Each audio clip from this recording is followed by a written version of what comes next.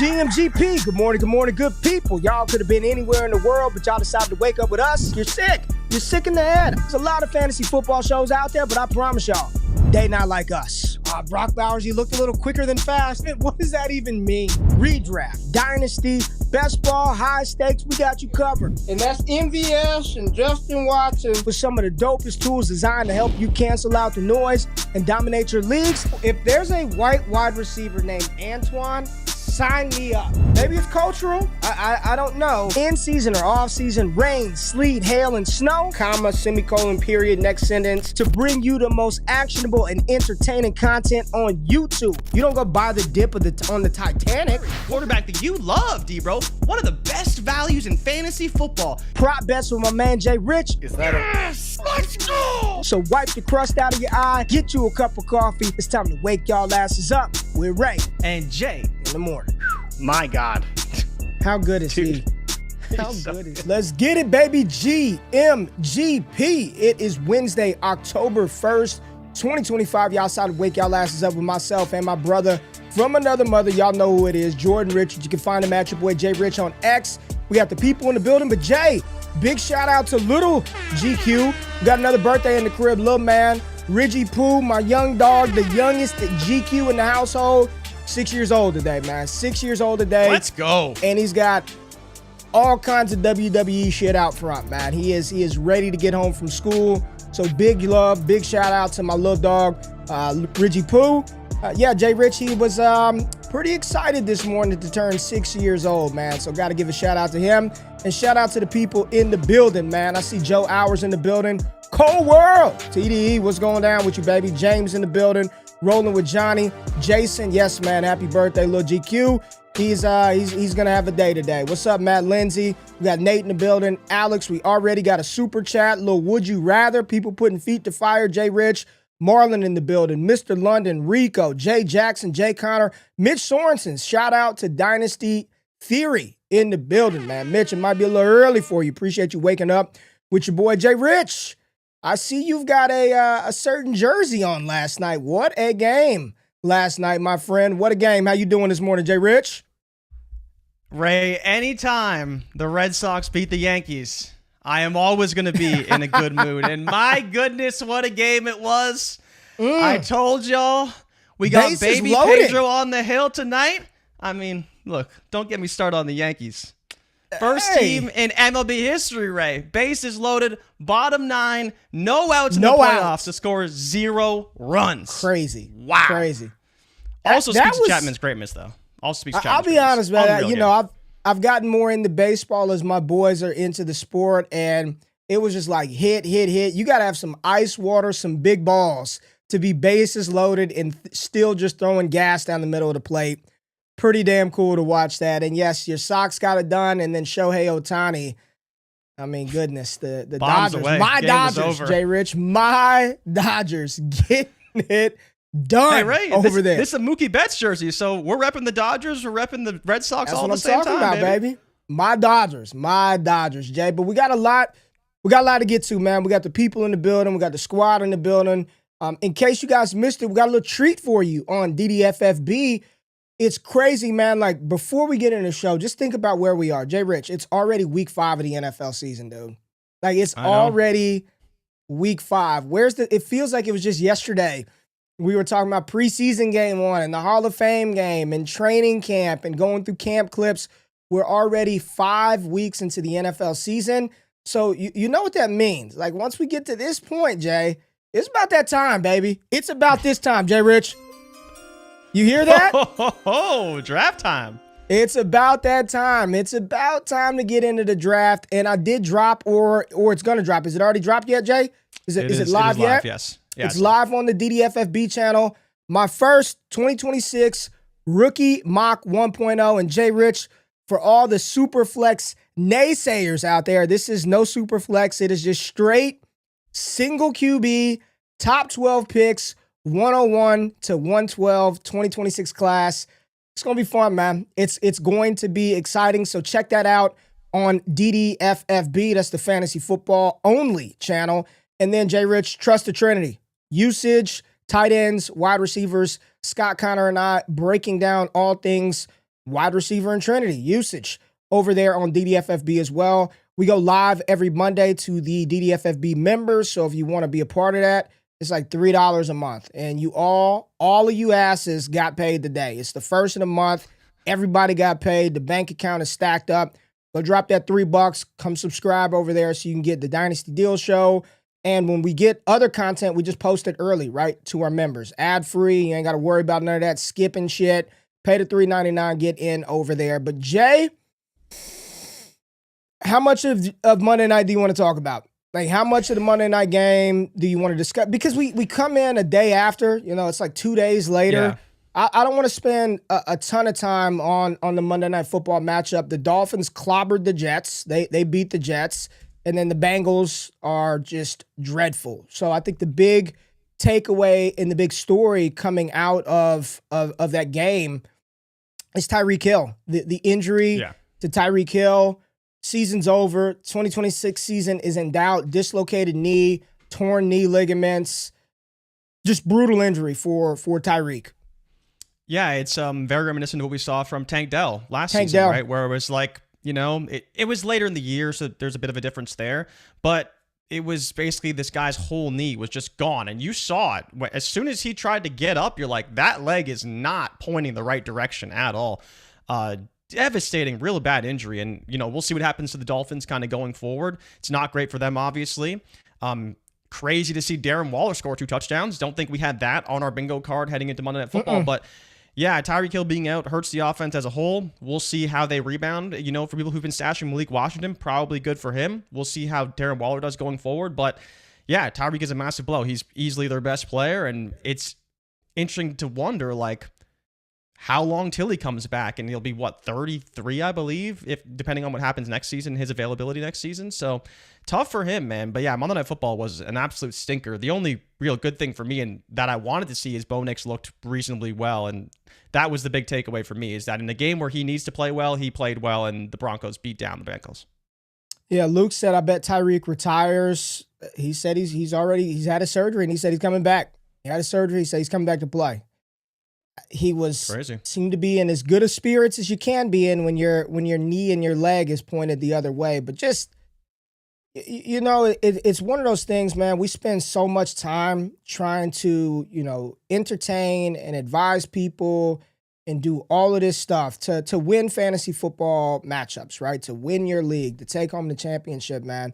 And the biggest X factor every single year, Jay Rich, that nobody can predict. You just don't know when it's going to happen, but it's a 100% guarantee it's going to happen. It's injuries. And you just hate to see shit like that, like debilitating end of season, leg pointed the other direction.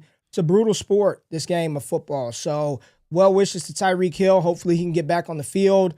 The real kicker is if you have him like in Dynasty, you can't do anything but hold him. It's just, you put him on IR, right? And you forget about it and you go away. Yeah, they've signed Cedric Wilson. They've already brought Cedric Wilson back. You've got Malik Washington. I think it's gonna be a slow burn. I don't think that any of those guys can 1-for-1 replace Tyreek. I mean, he was on his way to smashing in that game before he started out. He really picked it up after the first couple of weeks, right? Yeah, he was playing really good football, and they were getting him the ball. He was doing his thing. Wasn't scoring a bunch, but you could see the usage trending in his direction. Yeah, it's an uptick for Washington. It's an uptick for Jalen Waddle, probably an uptick for whomever the tight end. I didn't even know Darren Waller was active for the tight end position, and we'll see how it impacts Devon Achane in the receiving game as well. You talked about Bo Nix and the Broncos. Yeah, they got it done. There was no real threat presented by the Cincinnati Bengals in that matchup. And, we talked about it on Bleacher Report. We said, no Joe Burrow. Jake Browning can do enough to keep Jamar Chase relevant, right? He could do enough to keep Chase in the mix. Chase had 23 yards, man, 4th fewest in the game of his career. 2 of his 4 lowest yardage totals in his career have now come against the Broncos. So you don't want to play Chase versus the Broncos, and you damn sure don't want to do it whenever you've got Jake Browning at the helm. And a lot of people are like, trade for a quarterback, do this. Like, that's not going to help either. Like, this is just where are you at with Chase rest of season right now? Burrow's gone. The offensive line's not very good. They can't run the ball. They can't get the ball to the receivers. Like, how do you proceed with him? And I know you're going to start him. You're going to start him every single week, but is he the type of player that you can trade, you would think about trading if you were a contender? Because his situation ain't like a Tyreek, right? He's not injured. He's not hurt. He's just not playing well. So for somebody that's looking to quote unquote buy low on a player like Ja'Marr Chase, maybe this is an opportunity where you got a strong contending team and you're like, man, I'm not getting shit out of Chase. I've got to make an upgrade. Can I flip him for, I'm just Brian Thomas in a first? I'm just throwing names out there, right? Can I get a player that's going to score points, Courtland Sutton and picks? What is that something that you would consider? Or are you just like, F it, I'm going to just hold Chase, ride with it, and it is what it is for this season? Well, I think the problem for me really is like, and my buddy was asking me this. He asked me, should I trade Ja'Marr Chase? And it was just a redraft league. And I was like, nah, man, you got to hold Chase. Like, things have to get better for this team. Browning has shown to be better than he has, in the game against the Vikings when he was god-awful, right? Broncos matchup is tough. Then they get the Lions. That's not going to be easy either. Then they get the Packers. Then they get the Steelers. Then they get the Jets. Like, these aren't matchups that you're like, yeah, he can go out and smash. Now, come playoff time, Dolphins, Ravens, Bills, Ravens, Patriots, like that's kind of the final stretch. There's definitely some opportunity there, especially against the Ravens, depending on how they look. We know that Matabike is already out for the entire season. That's a huge blow to that Ravens team. But in the same breath, Ray, like I want to ask you this because as you're talking through it, it's popped into my head. How much different would you say it is to trade away Ja'Marr Chase versus trading away Malik Nabers? One is injured, one isn't. But, like, what is that cost difference to you? They're both elite receivers. They're both, right around tier 1. Chase probably a little bit higher, but you're getting nothing from Nabers and virtually nothing from Chase this season. Like, how much different is that for you? Because I think someone in the chat was asking, like, would you take QJ in a first for Nabers? And I'm like, you don't want to, but it's not a bad move. But I think the same thing is, like, what is that gap for Chase in kind of the same breath? Well, the difference is Chase doesn't have a shredded ACL. Right? For sure. He's not injured. He is still playing. So when a lot of people say buy low, it's easy to say that when the player's out for the season. They got a torn Achilles. They got a torn ACL. They've got a torn hamstring. Like, buy low. I think the real buy low comes when the player is healthy, he is playing, he is on the field, and he's not producing. I think that's the difference, right? Chase is on the field. Chase is healthy. You just don't – if you are – on the side of the fence that this offense isn't going to get better this year and I need points, like that's where somebody can go get a deal done. And you see Jordan Baker in the chat. I got a deal done for Chase for Marvin Harrison Jr. and Wilson yesterday. I'm trying to win now. Like Marvin Harrison and Garrett Wilson.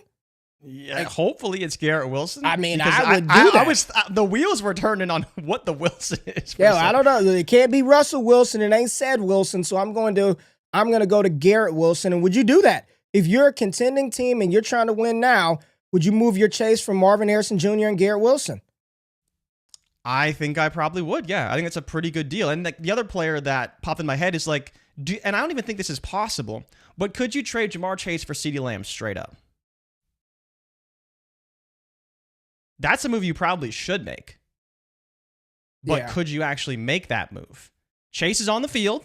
He's not playing well, but he's on the field. CD is hurt, dealing with an ankle injury. That's a cool one. Just flip Chase for CD. We don't know. Yeah. Do you know when CD's coming back? I haven't heard. I mean, I haven't looked at timelines. No, but they said the way he was jumping around on the sideline, like he is probably sooner rather than later. Maybe one more week, potentially this week. But they're saying maybe one more week, but Lamb should be fine soon. Yeah, but a trade like that, right? Where you're just swapping an injured player for a non-injured player who's just playing poorly. Both players aren't really performing at the level that you drafted them to, traded them for, have them kind of pegged on your roster.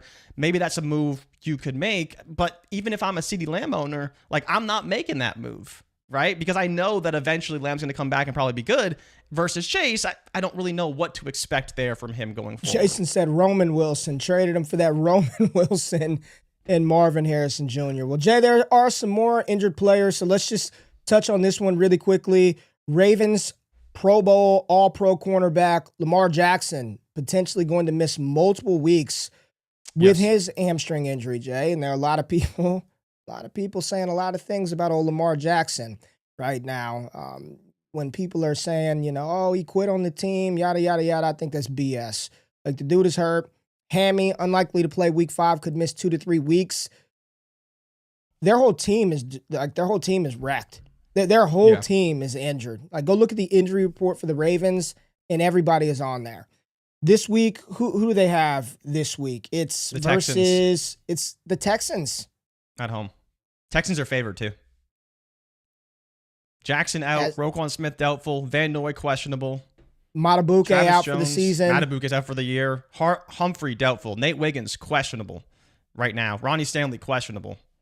Like, it's we're going to get into it in the 10 things we love, hate going into week 5, but Lamar's going to miss some time. This is unfortunate. Matt Harmon and I were talking about it yesterday. This was my pick for NFL MVP this year, and it doesn't look like that's going to come to fruition as he is captaining a 1-3 Baltimore team. Cooper Rush is up. Expectations for him?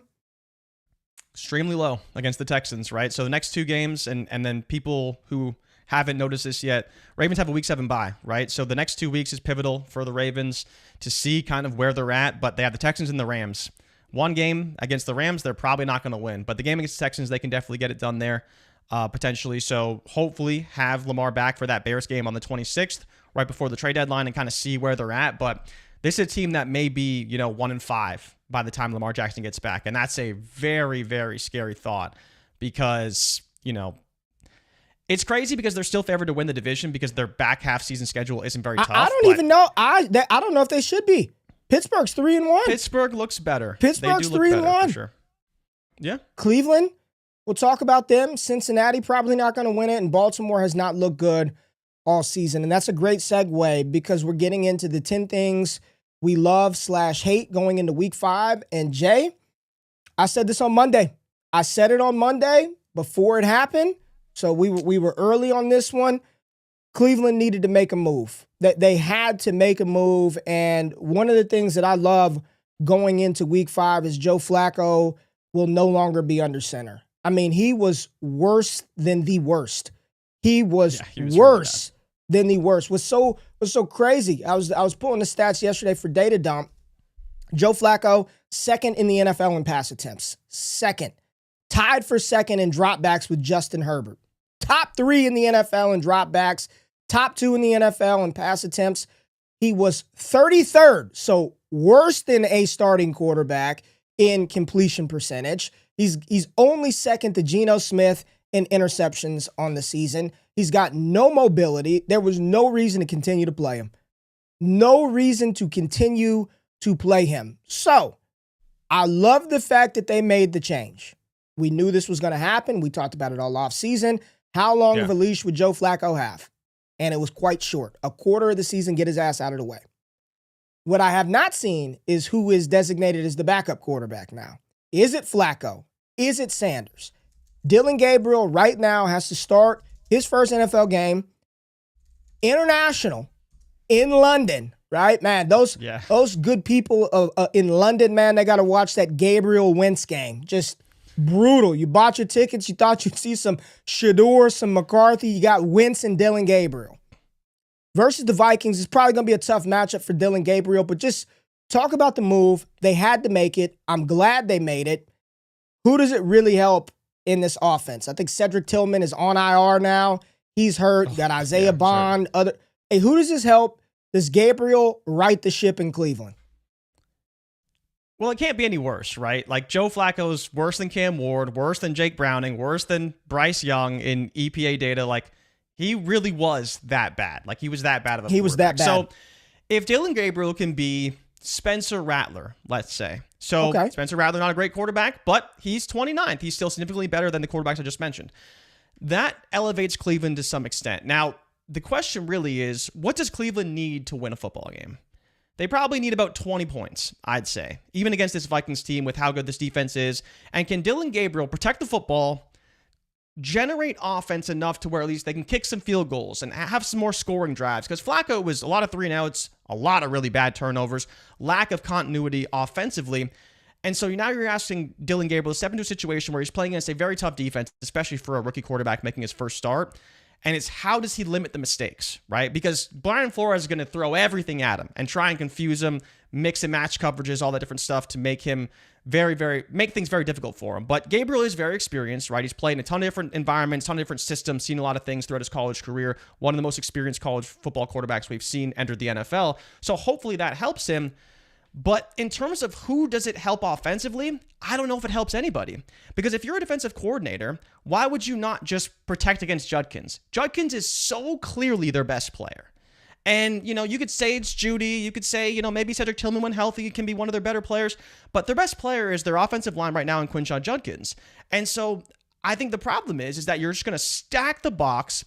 It's going to be very difficult to run the football and then make Dillon Gabriel throw the ball over the top, which he can do to some extent, but I don't know if it'll be at the level to where we're saying we can elevate a player like Jerry Jeudy going forward. The player I'm interested to see how it impacts, honestly, is David Njoku, Harold Phantom, and then seeing if they get Jamari Thrash on the field a little bit more. Not necessarily because he deserves it, but because we saw throughout the preseason the chemistry that Thrash had with Dillon Gabriel, and if they tried to make that happen on the field in real NFL games, or do they just keep the same guys out there because Cedric Tillman is hurt? I'm not saying go pick up Thrash because he's going to do all this stuff, and Isaiah Bond probably will get his targets, but that was some chemistry we did see in the preseason that maybe will play itself out on the field. But in terms of who it helps for Cleveland, I think it just gives them a slightly better chance to win games because right now they haven't needed a lot of points to stay competitive. They've just been so outmatched, honestly, that even though they're playing so well defensively for the most part, they still have not even been close to winning games. And I hope that Dillon Gabriel gives them that opportunity. It can't get any worse, right? Like Joe Flacco legitimately he and Cam Ward, the worst in the NFL. It can't get any worse than this. How does Gabriel actually impact this team? I don't know, man. I think this is a tough spot to put him in.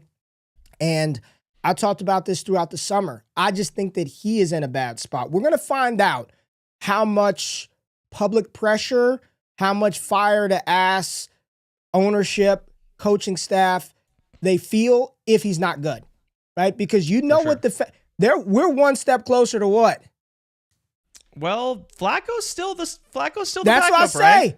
Right? Who's the backup? Are we one step closer? Flacco's listed as the backup. So they don't want to put that Shador in. They don't want to put Sanders in. To be fair, it makes sense for Flacco to be the game day backup over Shador, I think. If you want to start Shador, give him at least, a full week of practice to be integrated as the starter versus just throwing him into a game. Right? I think that probably is fair to Shador and fair to the Browns as well. But yeah, for now it is Flacco listed as the backup, Gabriel's a starter, Sanders as a third string, which... Do you think they would go back to Flacco at all? If Gabriel's not good, do they go back to Flacco or do they give Sanders a chance? I would not rule it out either way. What do you think? I think they would go back to Flacco. Really? Let's say Gabriel, because think about it this way, right? Gabriel stinks it up against the Vikings and Steelers for the next 2 weeks. And they lose both those games, and he doesn't look any better than Flacco. Then you have the Dolphins, Patriots, Jets, Ravens. Maybe at that point, they say, you know what? Let's go back to Flacco. And I think the Sanders narrative goes towards the end of the season, right? Okay. If it's near the end of the season, last 3 games, they're already, 2-14 or something. And it's the last game of the season against the Bengals. They got the Bengals, Steelers, Bills to end the year. They're going to be out of it by then. And I think that's when you may see Sanders start a game. Okay. All right, Jay. Let's go to one of the things that I hate going into week 5. And I love the player. There's nothing wrong with the player. I love Jackson Smith-Njigba, big fan of his game, loved him coming out, and he's been phenomenal to start the season. But I hate this matchup against Seattle. Jay Rich, the defense for Seattle, number 1 defense, according to DVOA, the Seattle Seahawks. Man, this defense is for real. And, Sam Darnold in the offense, it is good enough. They've got a strong running game led by Kenneth Walker, Jackson Smith-Njigba, one of 2 wide receivers over, I think, 400 receiving yards on the season, he and Puka Nacua. So he's going to get his. You saw Arroyo trying to get in the action a little bit more last week. They've got tight ends. Defensively, Witherspoon just looks like a stud over there. You're not benching anybody from Tampa Bay, but I don't like the matchup going into week 5 versus the Seahawks defense. Yeah, and this is something that, we kind of saw a bit last season, but it's really playing itself out this year. Mike Macdonald's defense is very, very good. And I think that's where you look to back when he was managing Baltimore and they had one of the best defenses in the league. This is the whole reason why Seattle brought him in. They wanted to have a strong defense. They've been drafting a lot of defensive players, but the development of those players wasn't really working out under Pete Carroll. Now they have Mike Macdonald there, and they have a defense that is very formidable. And I believe even Nick Eamon-Worry should be coming off a full week of practice, being fully healthy. And that's where he's like that Kyle Hamilton X-Factor type of player that can make a big difference in football games. But yeah, you did say Jack Smith-Njigba, but I think you meant to say Emeka Egbuka and the Tampa Bay Buccaneers pass catchers against the Seattle defense. Y'all know what I mean. Come on, man. You fucking know what I'm talking about. So the question to you, Ray, about this situation is, are you worried about their ability to throw the football even though Seattle can put up points? Like, so do you think this game can get out of hand to where they have to throw the football a lot to where they can volume their way to relevancy for fantasy purposes? Or do you just hate it from the standpoint, like, if this game's close, you think it's just going to be a very difficult game to get yards against? Yeah, I think it's going to be a tough game. I just think it's going to be a tough matchup. This Seattle team is good. Like, you have talked about Mike Macdonald for months now about his defensive prowess, how good he is on that side of the ball. And he's got this defense kind of gelling together, and the offense is better. Like, the offense is better. They're able to move the ball. I just think this is a tough matchup here in week 5. No, for sure. And that's where it's like, I think that people need to remember what we saw last week in Tampa. Egbuka was really good for fantasy, but it was predicated off of one really, really good play. And it wasn't like he volumed his way to relevancy beyond that one play. And we don't want to take that away from him because he's done it almost every single week.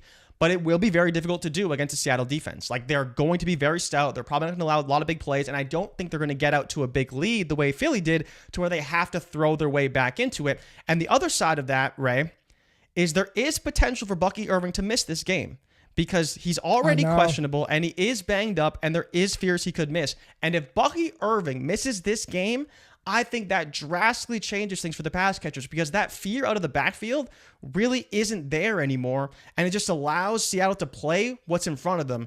And the player they're going to worry about the most is Emeka Egbuka, right? They're not going to worry about what Bucky Irving can do out of the backfield. They're not really going to worry about Chris Godwin. It will be all keying in and stopping Emeka Egbuka because he will be the biggest threat to that defense. And I think that's where he could run into some trouble.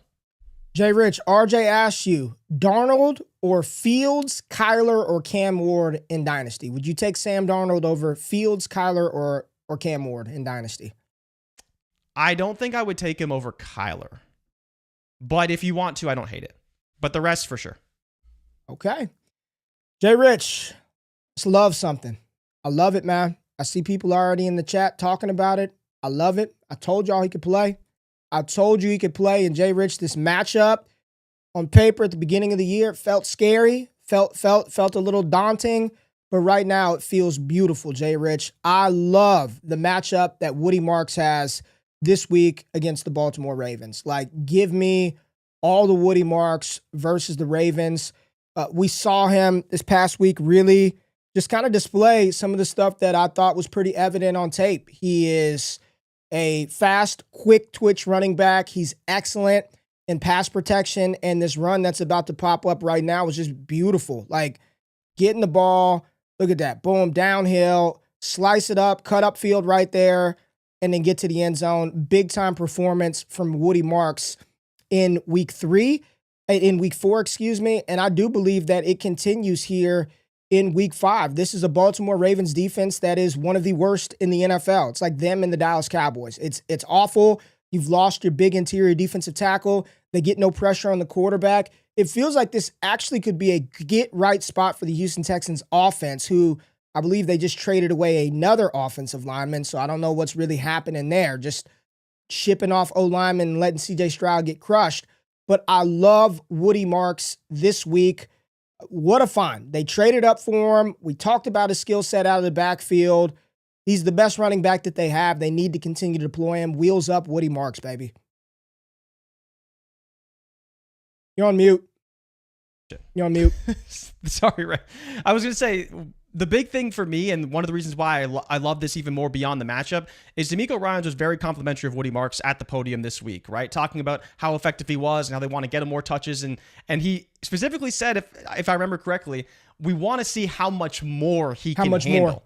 And that is what you want to hear from a head coach talking about a running back that's going into his 5th game in the NFL. But, you talked about the defense for Baltimore. They are 4th worst in rushing EPA, and they're 5th worst in success rate against running backs. So that just tells you that even though they are bad against the pass, they are also very, very bad against the run on a per-play basis. The only teams worse than them are Kansas City, Tennessee, and the Giants, surprisingly. I mean, KC has been the one that's really surprised in terms of their rushing defense. It hasn't been very, very good this year compared to previous years.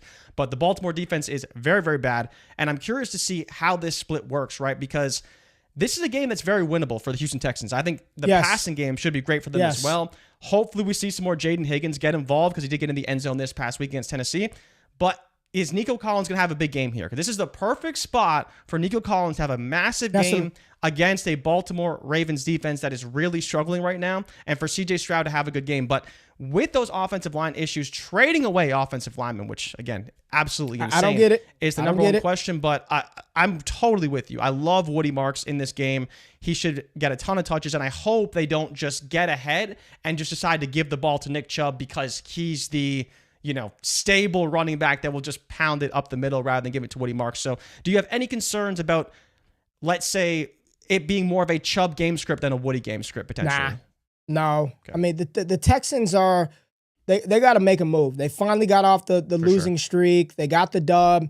You got to continue to get your best players the ball. I think D'Amico Ryans has been pretty forthcoming so far. He flat out said Mixon probably ain't going to be here all year.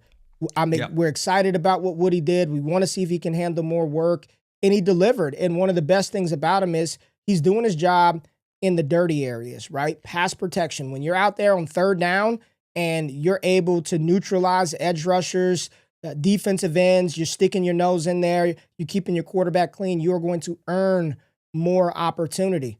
Hey, man, we're going to be wrong sometimes, Jay Rich, but, man, this one we were pretty right on this one, dead on very early about his ability to be an NFL contributor. Do I think he's a true bell cow type running back? No, but why not be this year's version of Bucky Irving, a player that is good between the tackles, is explosive, and can be utilized in the receiving game? I love this for Woody Marks going into week 5. Yeah, no, and that's the big takeaway, right? Is that he's once again another player that we don't view as a primary rusher necessarily, and it was the same way with Bucky Irving. We're like, he's kind of more of a complimentary guy because he's got a lot of juice and make people miss at a very high level. But yeah, I think if they decide to just give him the keys and he's great, why not continue to do so going forward? Because it seems like the best bet for this offense. See, and this is the stuff I just don't care about this. And love you, RJ. Woody Marks turns 25 after Christmas. I don't give a shit. Do you think I care about that? Running backs in the NFL, their shelf life 2-3 years. Look at how quickly the dynasty community flip-flops on running backs, man. Breece Hall was the RB2, and one season later, people didn't want him. What are you doing for me right now? I don't care. This antiquated way of thinking about dynasty, and especially this position, what are you doing for me right now? That's all I really care about. Outside of a handful of running backs, I'm not thinking longevity outside of anybody besides Bijan, Jahmyr Gibbs, right? Ashton Genty, Hampton. Other than that, I don't give a shit. You'd be 25-26. If you could tote the rock, score me points right now, and be usable in this 2025 season, that's the only 25 I really care about. Woody Marks, wheels up. We got a couple of people asking some questions. Keegan in the building. What's up, Keegan? Why can't we start to include Woody Marks on the Hampton, Genty, Judkins conversation in Dynasty? And then there was another one that Ricky put. This RB class is turning out to be pretty nice. Scat Pack, Hampton, Judkins, Harvey, Ashton Genty, Marks, Travion Henderson. Yeah, gotta be a little bit patient, and pretty you good. Still left off a couple of names, right? You got Bajal Tootin that's shown some flashes in games.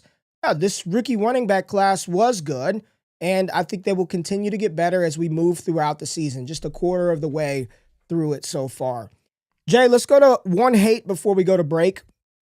And we talked a little bit about the Browns matchup versus the Vikings overseas international game this Sunday. I don't like this matchup for the Minnesota Vikings in particular overall. And I know the Vikings, they got up. It was out of hand early in that game versus Pittsburgh. They made it close.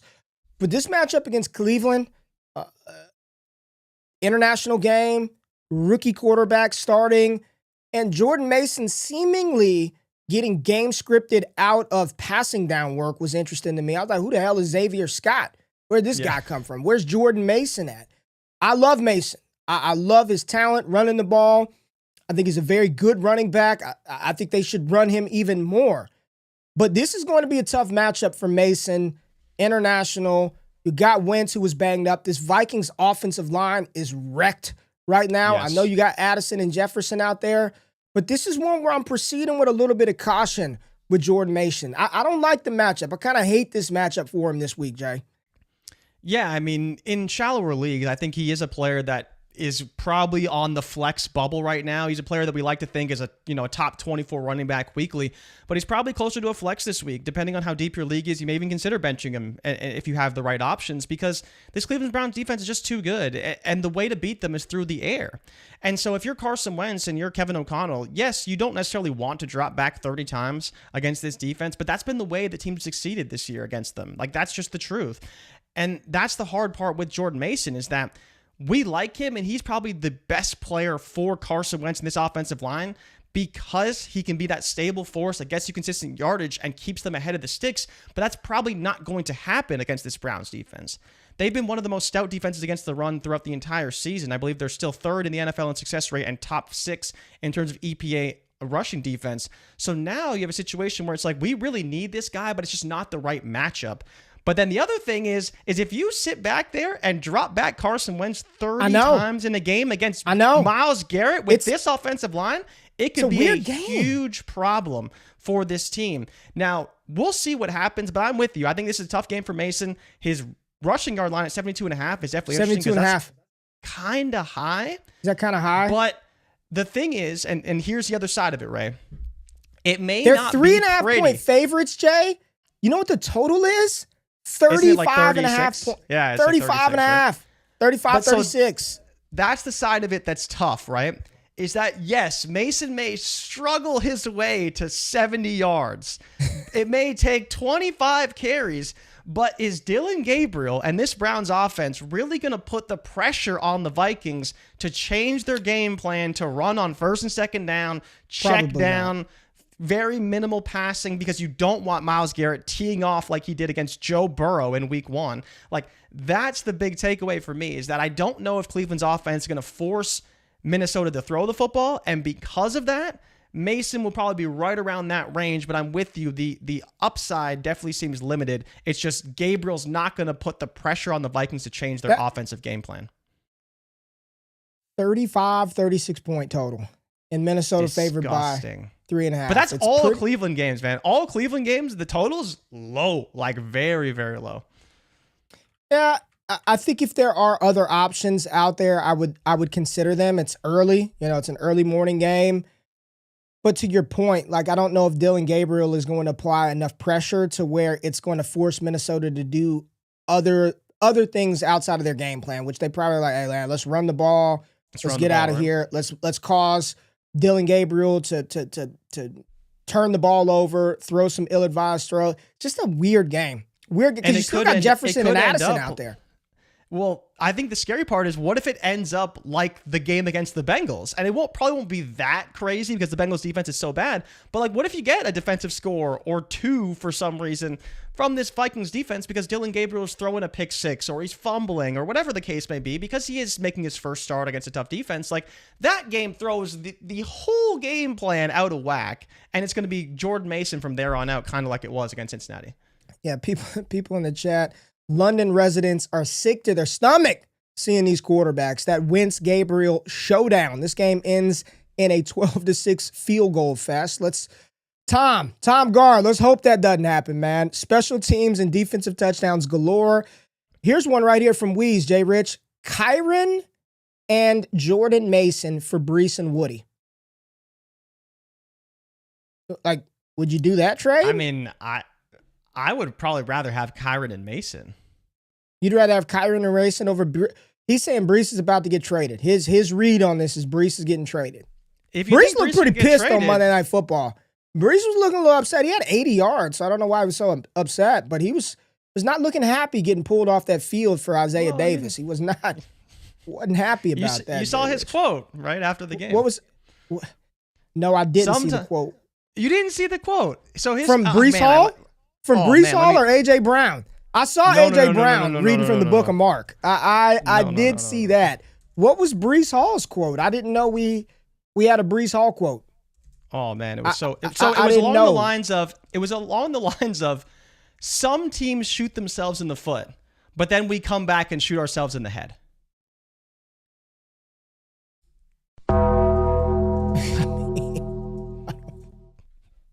Okay. That's what he said. Okay. All right, Breece. Yeah, Braylon Allen hurt in that game. Pretty unfortunate. That's why you shouldn't have running backs back there trying to. Yeah, didn't he go on IR, Braylon Allen? Didn't he go on IR? I didn't see if he put him on IR yet, but yeah, he's supposed to be out multiple weeks. MCL sprain, I believe that was the injury for Braylon Allen. Pretty unfortunate. All right, Jay, let's go to break. We got to talk about a scat pack. We got to talk your boy, Drake Maye. We're going to talk a little New York Jets, Thursday Night Football, and you know we ain't getting out of here without talking about the Philadelphia Eagles. So if you're new to the channel, hit the thumbs up button, like the stream, subscribe to the channel, comment with the good people in the Wake Up Chat, and we'll be right back after this break.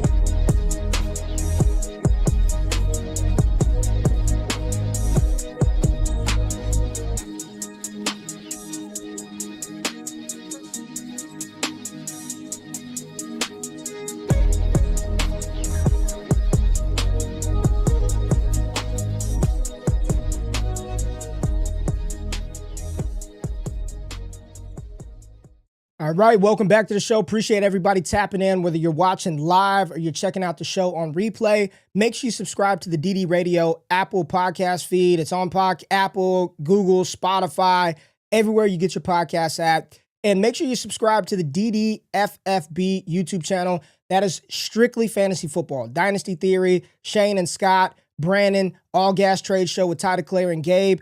All the crew over there dropping fantasy football content, and I'm over there doing some stuff as well. So if you did not get to check it out, we've got some new shows that are on the channel. We've got a new Trinity show and a 2026 rookie mock draft that dropped earlier this morning. So we're going through single quarterback, picks 1 through 12. It's that time. We're a quarter of the way through the NFL season. We're over a quarter of the way through the college football season. See Wayman Jordan on the screen, Jordan Tyson, wide receiver 1. In this class. Some 2026 rookie picks looking all right, Jay Rich. I'm going to just let you know they're looking all right, and then you know you got to trust it. Follow the dots, the best usage tool in the game, ddfantasyfootball.com. $9 a month to get you access to that tool. The war tool is on there, or you can pay a little bit more and then join the Discord and engage with the good people over there. But Jay Rich, let's get into some love, some LOVE. We gotta love some stuff, right? And this week, Jay Rich, I love Jaxson Dart. I love Jaxson Dart versus New Orleans. I think this is a very prime matchup for him to spread his young NFL wings and make something happen versus this New Orleans Saints team that, hey, man, they're kind of fun to watch. Like, Spencer Rattler is doing enough to keep some of the guys fantasy relevant. It's tough to watch what's going on with Alvin Kamara in the backfield. I do think this is a spot where we should and could see some more Kendre Miller. I would love to see some more Kendre Miller on the field, Jay. But I love this spot here. Dart coming off of what everybody expected to be a really difficult matchup, and it was. He didn't throw for a lot of yards, scored 2 touchdowns, 1 on the ground, 1 close to the goal line through the air in quotes. But this is one where I think they could start to open it up for him a little bit more as they enter a very rough stretch of their schedule. We got 4 teams on bye. They ain't got one till week 14. So it's a long ride for the rookie quarterback. But I love Jaxson Dart this week versus New Orleans. And I do think that Cam Skattebo should also find success versus the Saints defense. Yeah, this one is really interesting, right? Because one, the Saints are favored in this game, and I don't think anyone had that on their bingo card, especially after the Giants just beat the Chargers at home. Now, they are on the road, so there is that factor, of course. But yeah, I love Jaxson Dart in this game. And honestly, if you're asking me which offense do I think can put up more points, it's pretty easily the Giants. Like, I think if things kind of go the way I expect, and part of this is predicated on the fact that I think that this Giants defense figured something out. I don't think it's just the fact. You think so? I don't think it's just like because Herbert had his tackles out and they generated a ton of pressure against Herbert. And Spencer Rattler, let me tell you, he is no Justin Herbert. He invites that pressure. He likes pressure. He can run the football a little bit. We saw that. He was scrambling around against Buffalo, so he will do that in his own right. But I do think this Giants defensive line can rush for, get home against this Saints offensive line that's pretty banged up right now, and can generate enough pressure to where they can drop enough guys in the backfield to stop them from throwing all over them. Chris Olave's been okay. Rashid Shaheed's been all right. Juwan Johnson, I think, disappeared in the Bills game a little bit. Yeah, he did. He did a little bit. Going forward, it's like, I just think that this defense, especially on the defensive line, really figured something out this week. And Abdul Carter had one of the best games of his young career so far, and I think it's only going to be further amplified in this spot. Now, again, no one's going to watch this game because it's probably going to be an awful game. But in terms of what we expect, Dart and Scattebo are the takeaways, because I think if they put up points and stay ahead like they did against the Chargers, lean on that defense, make things tough for Rattler in the offense, they can stay in a positive game script that leads to fantasy points for both Scattebo and Jaxson Dart. But how do you feel about Wan'Dale Robinson? Because he's a player that assumes the number one wide receiver role, but I don't know if I necessarily want to start him, even when it seems like a good matchup.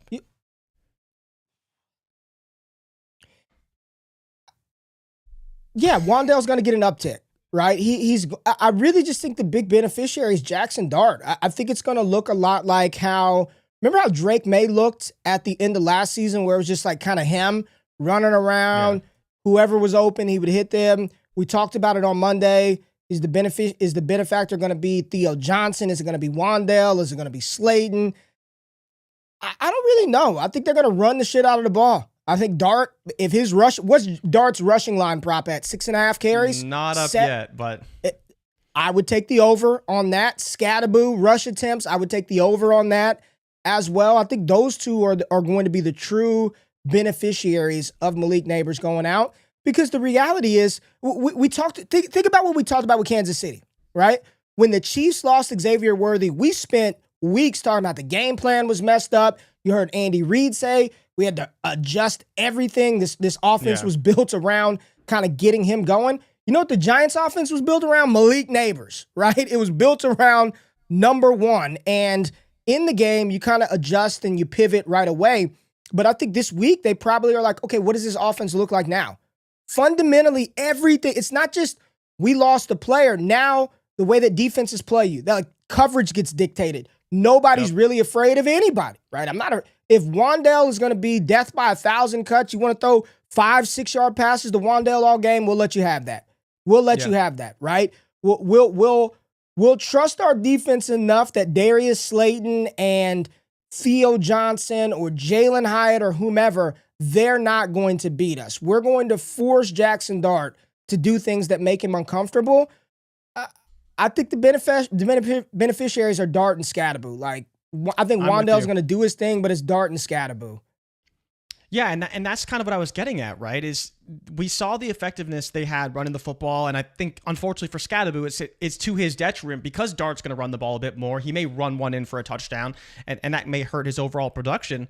But if I'm the Saints, why am I scared of Jaxson Dart? Why am I scared? He barely threw the ball down the field at all. And when he did, he missed. So, if you're generating a game plan for Jaxson Dart right now, it's number one, D-line. Make sure you're looking at the football, and if they're running the read option, make sure you stay home. And the DTs and the DN on the weak side, they need to stay home because you can't let Jaxson Dart run like crazy against you. You just can't let that happen. Force him to throw the football. Make them work the ball down the field. Maybe Dart can, as you said, do a death by 1,000 cuts with Theo Johnson and Wan'Dale, but that is a fine game plan to keep you in a close game versus allowing someone like Jalen Hyatt to run deep on you like crazy.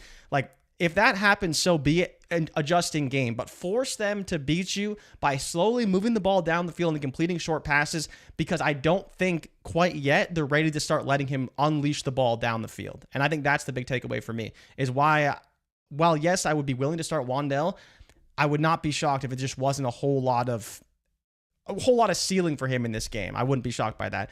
It's more so is, can they get a deep shot to a Bo Collins or a Jalen Hyatt, because no one's looking for them, because they're looking to stop the run with Dart and Scattebo. Yeah, I think that's what I believe, Jay Rich. Let's get into something I hate going into week 5, Jay, and it's a great matchup for one side of the ball, but it feels like an awful one for the other side of the ball. Now we're getting back into what we talked about kind of at the beginning, Jay. I hate this matchup for the Cincinnati Bengals and Ja'Marr Chase versus Detroit. Chase is still Chase. That's still Uno out there. But, man, he was not happy. He wasn't happy. Nope. T. Higgins wasn't happy. Said the offense had no urgency. Nobody wanted it on this team. The Bengals are, 2-2 right now on the season? Somehow. 2-2. And without Joe Burrow, the offense has looked inept at every angle, at every degree. Detroit should find a great deal of success. I mean, I think Gibbs, Montgomery probably gets right in this one. Amon-Ra St. Brown continues to do his thing. Jameson Williams gets more than 2 catches in this one. Well, Sam Laporta maybe gets in the action, because I don't believe the Bengals defense is going to pose much of a threat, especially, I think, is it on the road? Is Cincy playing in Detroit? Is this game in Detroit or Detroit's in Cincinnati? At Cincy, if I'm reading they're going to get booed off the field. The Boo Birds are going to be out early. I hate this matchup for Ja'Marr Chase, but my question to you is, what do you do? Okay, Ray, you hate it, you don't like it, you expect Detroit. What are they favored by in this one? It's got to be, how many? 10.5 on the road. How is Detroit favored by 10.5 on the road? They're a great team, Jake Browning. But 10.5 on the road is because it's Jake Browning. Points. That's how. That's why. It's because it's Jake Browning. I don't like it for Cincinnati. My question to you, are you starting T. Higgins? You're going to start Ja'Marr.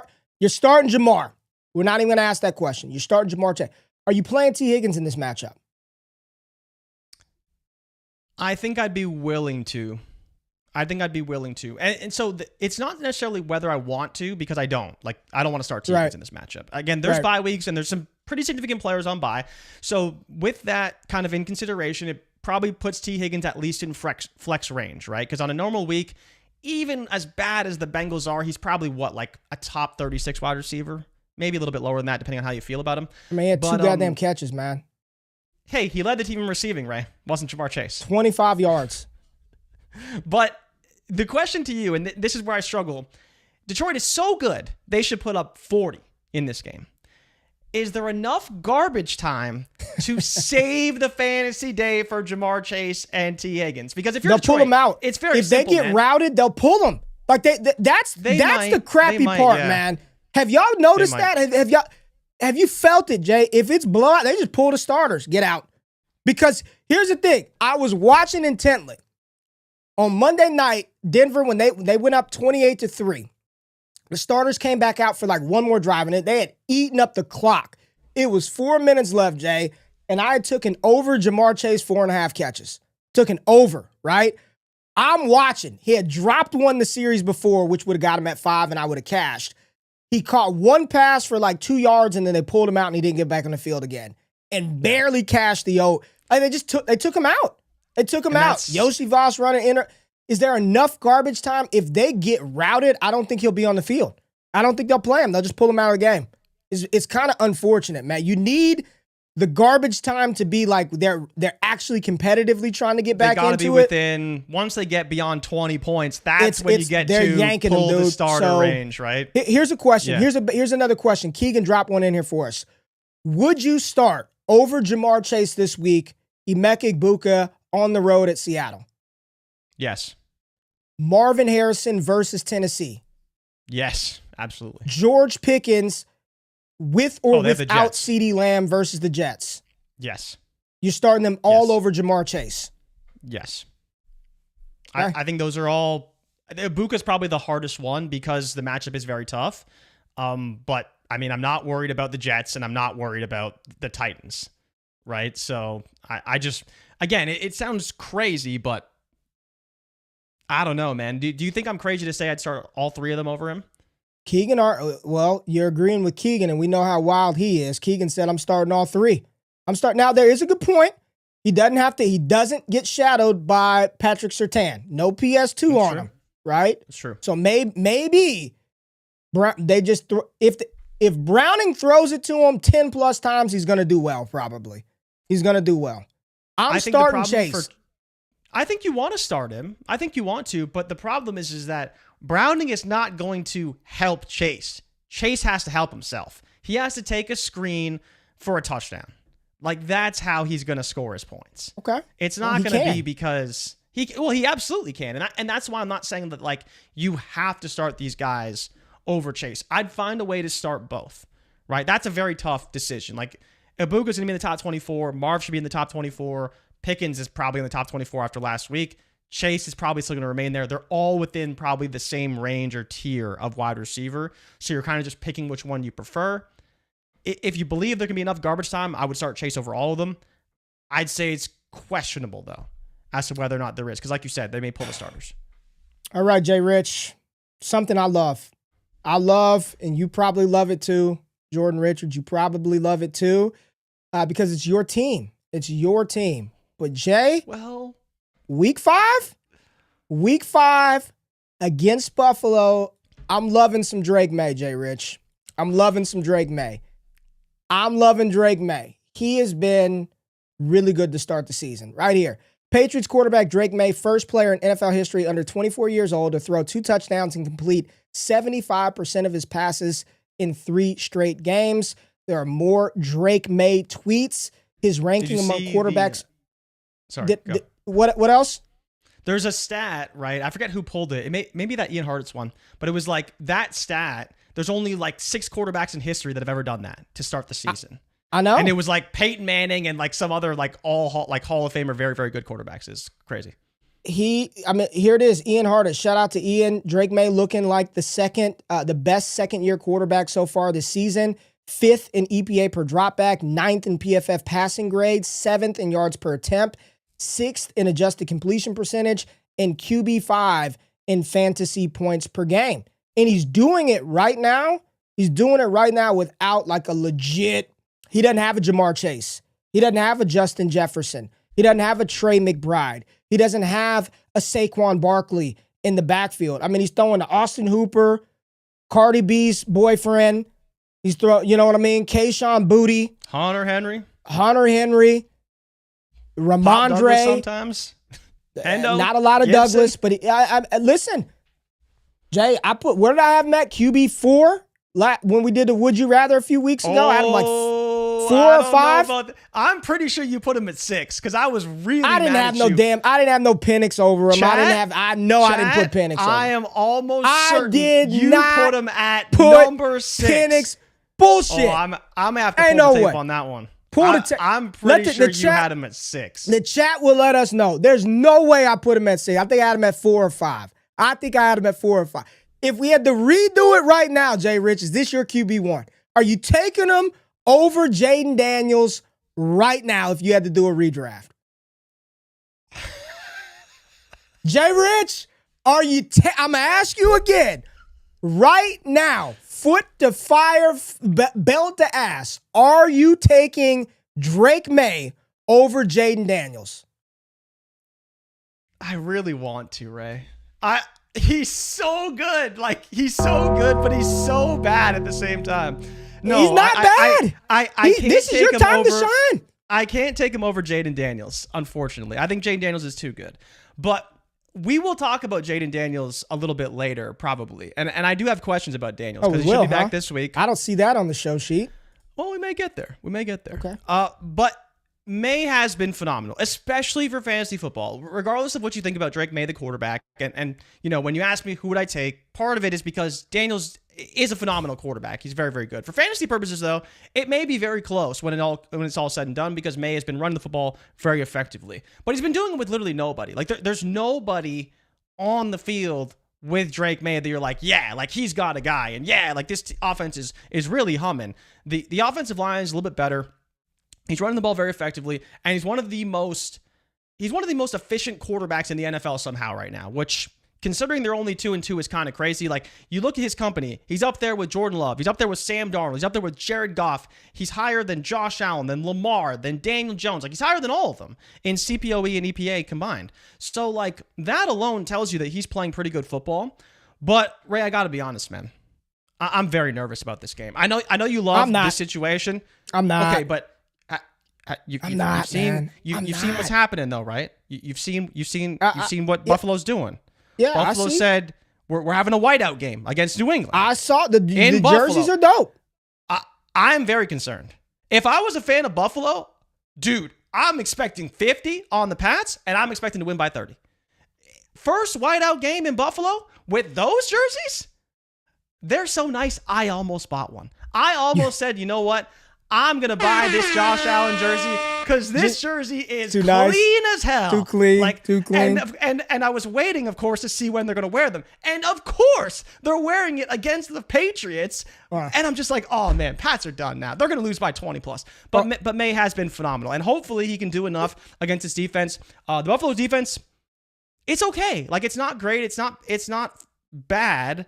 But it's just going to depend on how they play, because Spencer Rattler played very well against them. He ran the ball very effectively against them. But I think if you're Buffalo, you know that Drake Maye can run versus not necessarily expecting Spencer Rattler to run. So I'm curious how they play him. They may end up spying him, and I think if they do, that could pose some problems. But Maye's been phenomenal to start the year. I think it only continues. The chat is on my head. They said that I had him at 6. Matthew Lindsay said Ray was being crazy disrespectful to Maye. Gabriel said I had him at 6. See what I'm saying, man? Listen, he was my QB3 in the 2024. Oh, come on. Oh, he was this QB3. Guy's going back to pre-draft takes. Pre-draft takes. Come on. Stop it. But Ray, I give myself the sad trombone, okay? He's balled out. He's out. Very good. Right now, the top of the class is looking good. What'd you say? Game? Is this a Hendo game? This has to be a Hendo. This is the game, Ray. This has got to be the Hendo game. Like, screw running the football. Just throw it to him like 50 times. Just throw it to him like crazy. This is the Hendo. It has to be. Has to be the Hendo game. Now this is a guy that. Now this is a damn lie. Caleb Johnson is the RB1 of this class. Stop. I know I didn't do that. Hey, if we're bringing up pre-draft takes, I didn't do that. Go back to late January, early February. I put y'all on Woody Marks too, and Emeka and Puka Nacua. So give me a few, right? Give me a few. But yeah, I did have Maye pretty low when we did the Would You Rather. Ooh, Alexander, Cardi B boyfriend revenge game, Ray. I didn't even think about the revenge narrative. Damn. Damn. Diggs. Oh, Diggs. They kicked him out, man. They kicked him out. Did he? He didn't play them last year, I don't think. Yeah. Diggs revenge game. All right, Jay Rich. Something I hate going into week 5. I hate this matchup for my Dallas Cowboys, man. I hate this matchup for my Dallas Cowboys. I think both the Dallas and the Jets offenses, and I'm trying to look at the ticker now to see what the total is on this game. I think they're both going to smash each other. I think they're both going to smash the opposing defenses. I expect Dak Prescott, George Pickens, if Lamb is out there, Ferguson, Javonte Williams, I expect them to play well. And I'm telling you right now, I expect Justin Fields and Garrett Wilson and Breece Hall to also play well. I was very, very anti-Garrett Wilson coming into the season because I did not think Justin Fields would be good enough to throw him the football. And a lot of the times for like 3 quarters, it's right. Like, he's pretty shitty for 3 quarters. But all you need is one, right? You just need 1 quarter. You need one end zone pass. And the end zone target to Garrett Wilson where he caught that first of all, I've never been anti-Garrett Wilson. I've been anti-Justin Fields. Wilson's touchdown catch, dude, insane. Like, body control. He should have had 2. I thought the push-off was weak. I thought it was a weak offensive PI call, but you can't do it right there. Garrett Wilson even acknowledged it. He said, next time I'll make sure there's no doubt. He's averaging 19 fantasy points per game. Like, he has been really, really good, despite the fact that he's like non-existent for half of the game. For whatever reason, the offense just decides not to throw him the football. But this is one where I'm not scared of the Dallas defense at all. I think Fields is going through a really good stretch. Dolphins was a good stretch. We talked about it on Monday's show. I was like, hey, the last time he played the Dolphins, he had 178 yards on the ground. He made an incredible 43-yard touchdown run. I think both of these offenses are going to smash. I expect both of them to play very well in this matchup. I hate it for my boys' defense, but I do think for fantasy, there's probably going to be a lot of good shit happening on the offensive side of the ball for both sides. Yeah, I completely agree. This should be a pretty high-scoring game. Now, I'm curious your thoughts, though, about like this Dallas defense. So obviously the rushing defense is actually like about middle of the pack. Or actually slightly worse than middle of the pack right now. But in There's terms nothing of good on the drop Dallas back, defense. But on a drop back basis, they do have a very bad defense. So do you think that Fields can take advantage of that? Or do you think that Dallas Did you not listen to me for 5 minutes say that I think Fields smashes? But okay, that's fine. But do you think he's actually going to put up enough points to win the game and like smash? I don't give because because you're talking about he's going to smash. And I'm like, okay, cool, that's fine. But he could run and smash, or he could pass and still do very well. I don't think people care how he gets it. Like, yes, he's going to run. It's Justin Fields. Yes, he's going to run. Yes, he's going to run. And the defense is bad. So throwing the ball to Wilson, like where did Justin Fields finish at last week? He doesn't have to throw for 300 yards. He doesn't need to throw for 450 like Russ because he's going to run. He's going to run the ball. I don't know what his rushing yard line is. I bet it's not up yet. 51 and a half, 49 and a half. Where is Fields? Yeah, somewhere like that. I would take the over. Dallas has no linebackers. They're not getting sacks on the quarterback. They're generating a little pressure. They have no linebackers. They're down safeties. Cornerbacks are trying to get their way back on the field. These are the players that I think have great games from the Jets. Fields, Wilson, and Breece Hall. Those are the three that touch the ball. Those are the only three that touch the ball anyway. Mason Taylor, potentially. We saw some Mason Taylor getting the action on Monday Night Football. I think it's a good matchup for both of these offenses. I hate it for my boys. I think Fields rolls in this game. Yeah, Fields should be pretty good. And that's where I'm curious how they plan to attack the defense, because I think that while, yes, the Dallas defense is much more beatable through the air, they'd be much better served to just run the football. Like, they should be able to run the football with ease, and I think Dallas, on the other side, should also be able to run the football with ease against the Jets defense. So I'm curious how this game ultimately ends up from a total perspective. It's 47.5 right now, but I wouldn't be shocked if this game went under either, only because I think both these defenses are going to play more of a ball control style rather than getting into another track meet. They've been in track meets pretty much every game this season, and so that'll be interesting to see if Dallas can finally like keep a game a little bit more under control, like they did against Philly. I'm telling you, the answer, Jay Rich, is N-O. Okay, you have no faith in your boys. I actually think the boys' defense played pretty well against Jordan There's Love. a tweet here from, see if you could pull it up, Jay. It's from Sports Strum, Bob Strum. 14 times in Dallas Cowboys history, they have had a game with 400 yards of offense, 40 points, and 0 giveaways. Guess which quarterback started those 14 games and how many? 14 times this has happened where they put up 400 yards of offense, 40 points, and don't turn the ball over. I'm going to guess Dak was the quarterback every time? 8 times Dak Prescott. Offensively, they're great, man. Like the Cowboys would be great. Like I'm all in on the Cowboys this week. They're great. I think they're the first team. It might be in NFL history, might be in a long time, to average like 400 yards of offense and be like dead last in defense. Like it's just they're still allowing more yards than they're the highest. They're putting up. I'm pretty sure they have the most yards per game in the NFL, but they also allow the most yards. In the game in the NFL. So like they can score. I think they'll score quickly. They can't stop anybody, man. They can't stop the run. They can't stop the pass. And right here, starter Kid Duke said Fields' legs are more dangerous than. Hey man, Hurts be out there. He runs slow as hell. I'm just watching him. At Hurts, saying he needs to get north and south. Every time he's going east and west, it looks like it's painful for Hurts to get outside. So, yeah, Fields' legs are – there's no question how dangerous he is with his legs. Jay Rich, we got 2 more. Something that we love, we don't do a show on Thursday night, but I know we've got Bleacher Report, and you are excited to talk about this game. I think we see Brock Purdy in this matchup. It looks like Pearsall is questionable. We got Christian McCaffrey. But anytime the Rams and the Niners play on Thursday Night Football, how can you not love it? How could you not think back to some of these, these Thursday night games where the Rams and the Niners are on and just big points are being scored? We love what's happening with the Rams offense. Matthew Stafford is loving himself some Puka Nacua. We've got Christian McCaffrey on one side of the ball, maybe some Brock Purdy. Like, how much do you love this matchup for Thursday Night Football?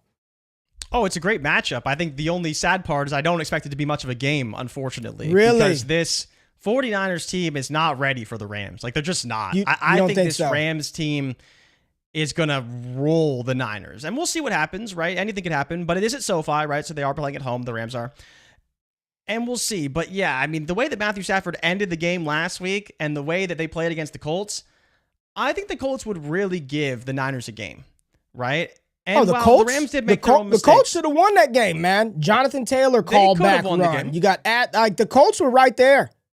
They definitely could have won the game, and there was opportunities there. But I think at the same breath, like that big win for the Rams, I think is a great stepping stone to them into this Niners game. Brock Purdy banged up, Mac Jones if he plays, then definitely advantage Rams.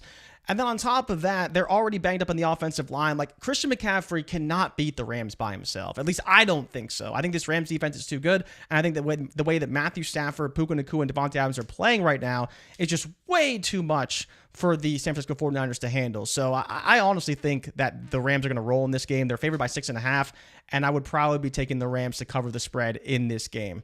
Going to be a great game, though. Very excited for it, and going to be a lot of fun to see how it all plays out.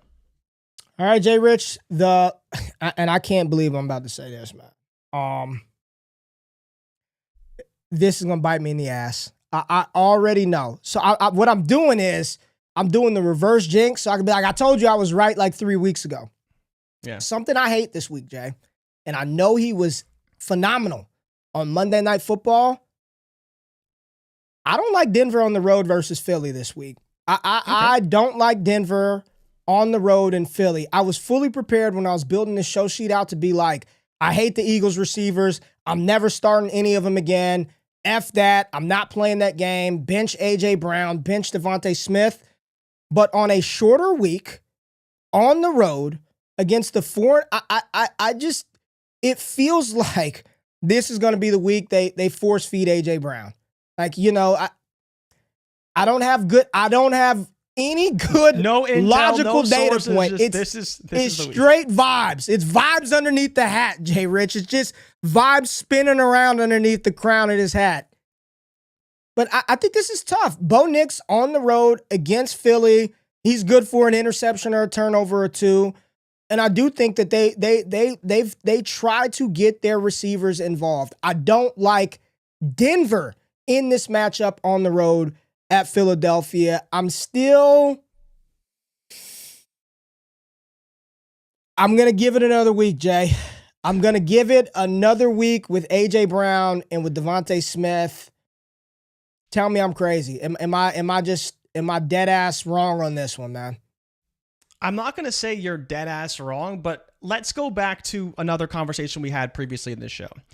We talked about how we didn't love the matchup for Jordan Mason because he's going against his Cleveland Browns defense. And the counterpoint to that was, well, is this offense for Cleveland going to be able to put enough pressure on the Vikings to overcome that game plan and force them to go away from the run?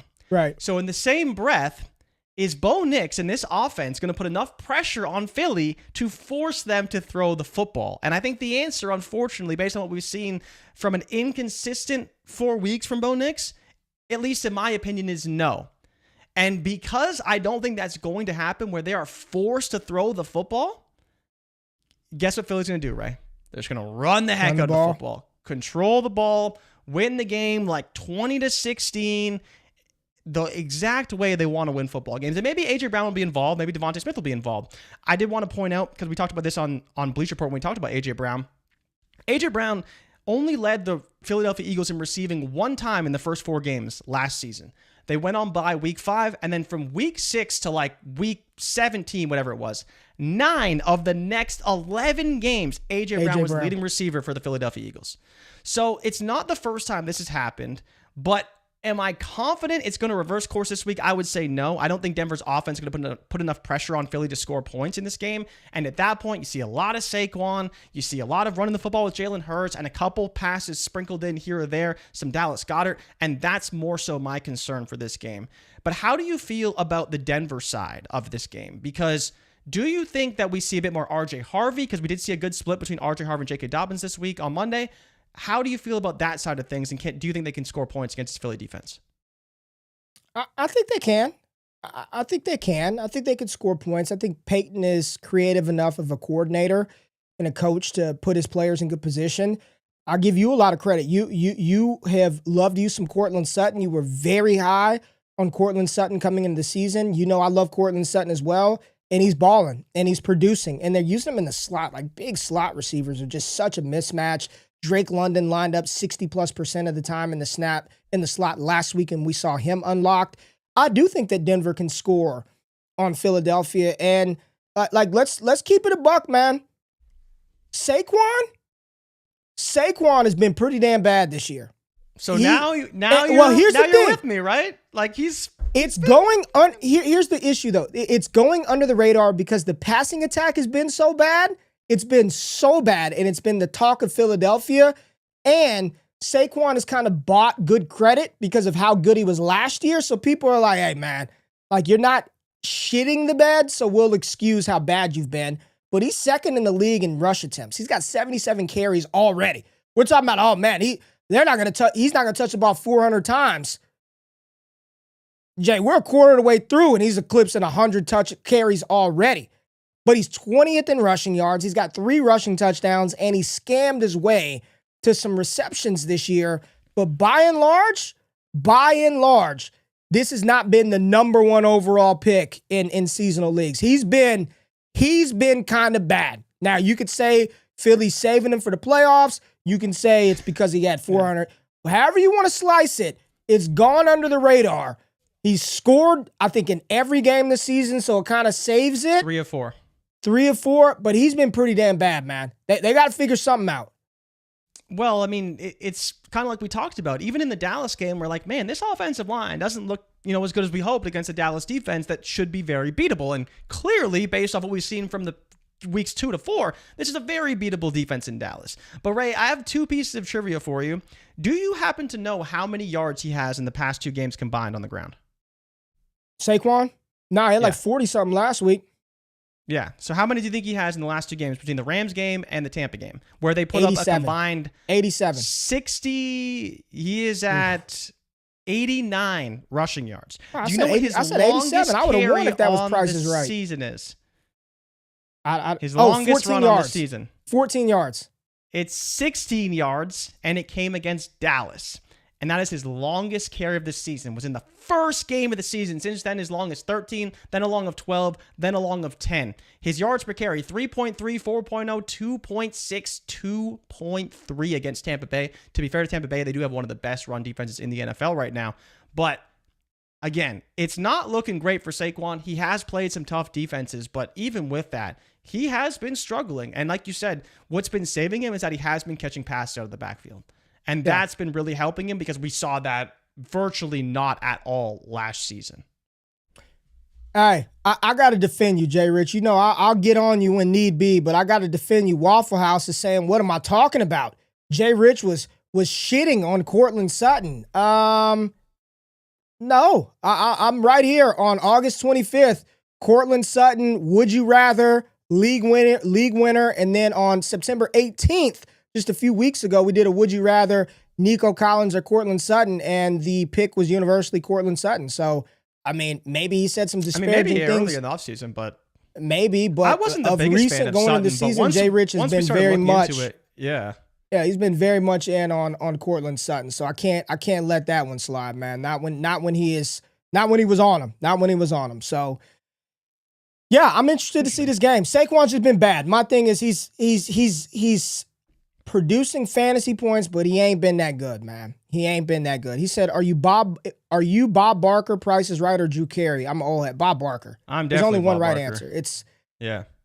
It's Bob Barker. That's it's just like Alex Trebek is that, even though Ken Jennings he's done his thing on Jeopardy, right? You don't know who Ken Jennings. You didn't know who that was, huh? I honestly I haven't watched Jeopardy with. Yeah, Ken I watched Jennings Jeopardy. Rashida gets my wife gets a little frustrated when I watch Jeopardy. Man, I get so excited when I get some of those answers. That's right. a real old man show right there. Jeopardy.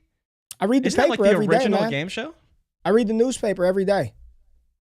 I used to get the you print get a copy. newspaper every day? Damn. I used to get print, and then it's all digital now, but I read it every day.